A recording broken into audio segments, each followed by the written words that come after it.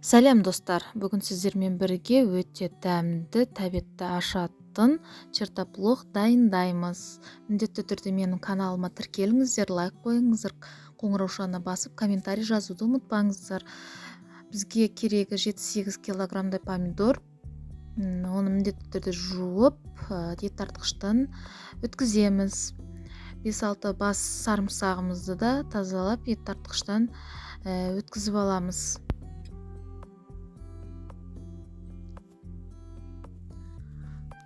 5-6 бас ащы бұрышымызды еттартқыштан өткіземіз. 1 килограммдай тәтті бұрышымызды да жуып тазалап еттартқышымыздан өткізіп аламыз. Хрен мен петрушкамызды жақсылап жуып еттартқышымыздан өткіземіз. Укроп та қоссаңыз болады.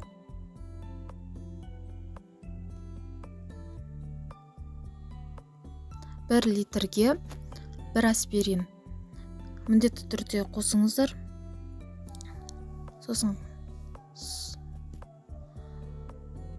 қалған қоспаларымызды қосып, 1 ас қасық уксусымызды қосамыз. Сосын татымына қарай тұзымызды қосамыз.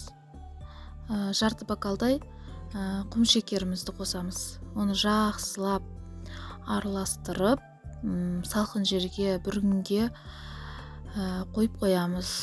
Бір-біріне үлесіп, дәмі әдемі болу үшін. Міне, бір күн тұрды. Бұны баклажкаларымызға қойып, салқын жерге сақтаймыз. Міндетті түрде дайындап көріңіздер. Каналыма тіркеліп, лайк қойып, комментарий жазуды ұмытпаңыздар.